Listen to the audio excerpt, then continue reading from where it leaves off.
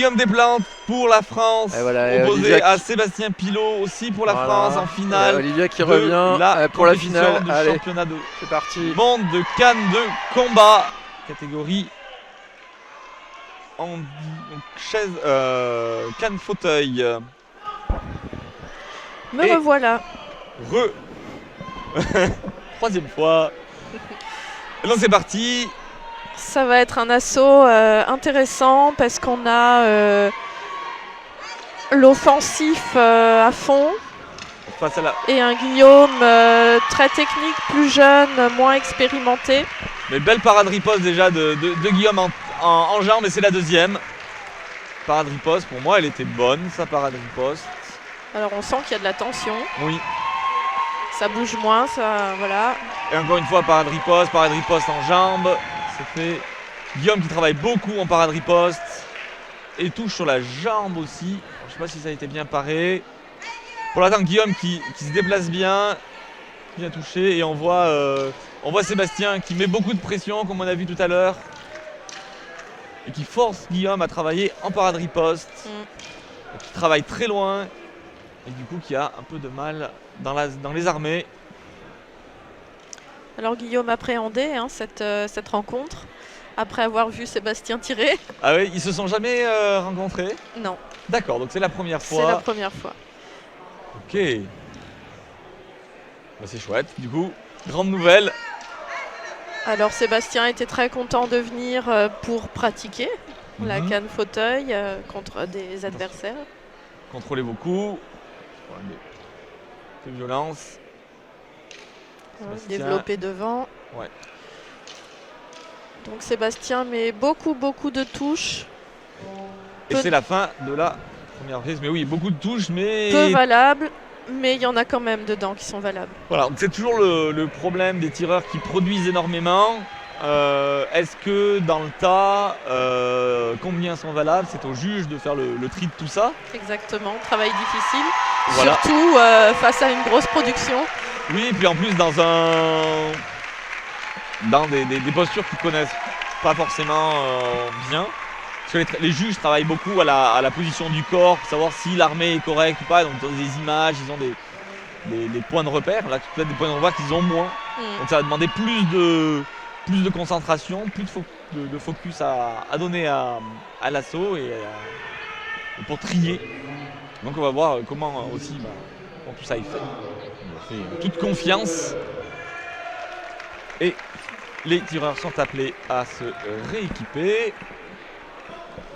Et on va pouvoir attaquer la deuxième reprise. On a vu un travail beaucoup au début en parade riposte de la part de Guillaume, qui a d'ailleurs touché plusieurs fois en jambes. Donc ça c'était plutôt bien fait. Et après dans la production, il est arrivé à encaler. Attention, contrôlez vos coups.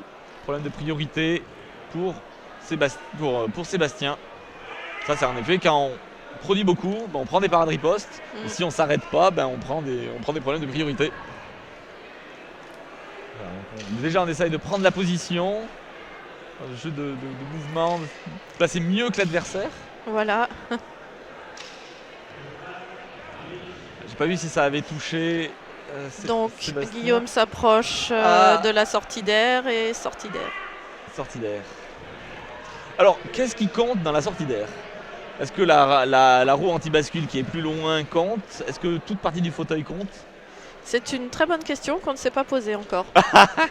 Très bien, mais voilà, maintenant vous pouvez vous la poser. Voilà. Est-ce que c'est le milieu du fauteuil? Parce qu'on pourrait dire oui, tant que la roue n'est pas mordue, ou même s'il y a une partie aérienne de la roue qui dépasse. Oui, moi je pense qu'il faudrait que la roue, les grandes roues mordent. Voilà, je pense que c'est un bon point de repère pour tout le monde. On ne peut pas compter les roulettes anti-bascule parce que d'un fauteuil à l'autre, ça diffère. Très bien. Jolie touche en foire 2 fois de la part de Sébastien, c'était très, très bien fait. Alors Sébastien a l'expérience effectivement de ne pas se laisser sidérer par une touche ou un coup qui passe et il va enchaîner derrière.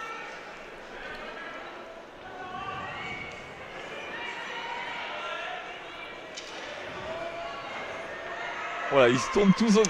C'est un vrai jeu de positionnement, très tactique au niveau de la position. Et une touche jambe. Ouais, mais elle n'était pas armée.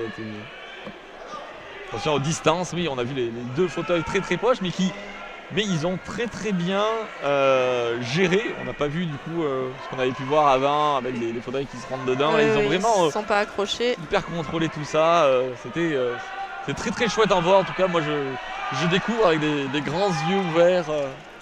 Et je suis bien contente. Voilà, donc c'est très très chouette.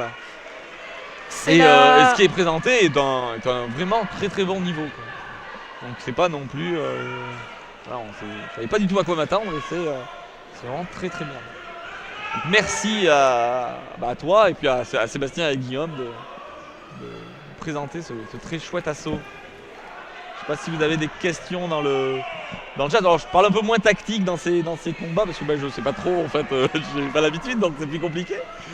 Donc ouais, on a vu 2-3 trucs, mais alors le troisième juge qui est juste dans le coin devant nous, c'est une juge de l'île Maurice qui s'appelle Lisbeth Mossos. Voilà, pour votre information, parce que vous posez la question. Donc et qui a officié pendant toute la compétition, que ce soit de Cannes, de Cannes Fauteuil, petite barre équipe. Et on est parti pour... Ah non, à gauche, c'est Quentin. À gauche, Quentin Lautier. Et c'est reparti pour la troisième reprise. Oui, effectivement, la stratégie, ça va être d'essayer de bien se positionner, donc dans l'idéal sur le côté et à la bonne distance, tout en ayant impacté un petit peu, démarré un mouvement pour pouvoir accéder au dos ensuite. Jolie touche en flanc là de Sébastien, mais il avait été touché. Et du coup, on a encore ce petit problème de priorité. Attention de ne pas prendre d'avertissement aussi. Jolie feinte, latéraux croisés, latéraux extérieurs de la part de Guillaume. Là, on sent que ça commence à être dur. Ouais. Guillaume essaye de mettre en place d'autres stratégies pour s'opposer à un Sébastien très offensif. Et c'est parti. Parade, riposte. Voilà, donc là on est vraiment dans des positions difficiles, ils sont statiques. Ouais, avec la fatigue peut-être de la troisième reprise, qui fait qu'on a moins de force dans les bras et que pour manipuler le fauteuil, stress qui monte, je pense aussi. Qui tétanise les muscles. C'est sûr que... Puis plus on est stressé, plus on revient à des choses simples. Le cerveau il tend à couper des choses un peu plus compliquées. Ouais. Donc on en perd les mouvements, on en perd un petit peu de technique aussi. Et c'est la fin de la troisième et dernière reprise. On va voir ce que les gens ce que les juges en ont tiré de tout ça.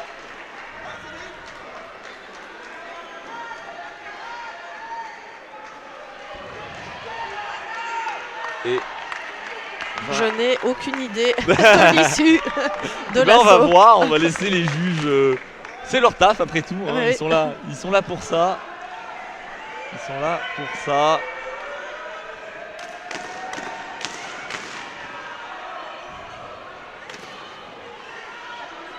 Moi, chez moi, la pression monte. Je suis impatiente de connaître le résultat.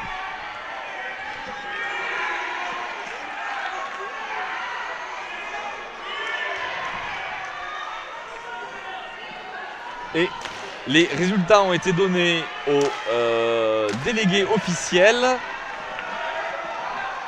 Et il va faire les comptes.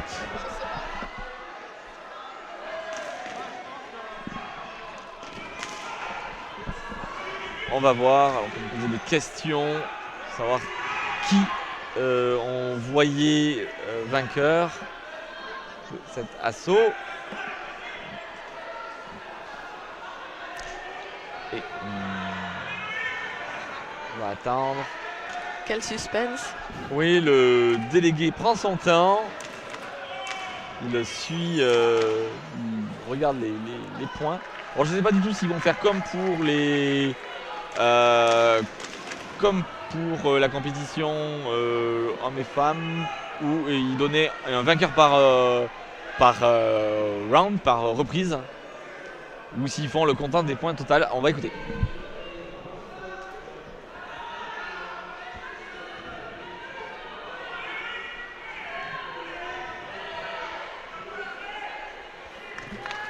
Et donc c'est Sébastien qui est à l'unanimité, d'après ce que j'ai pu entendre, vainqueur et champion du monde.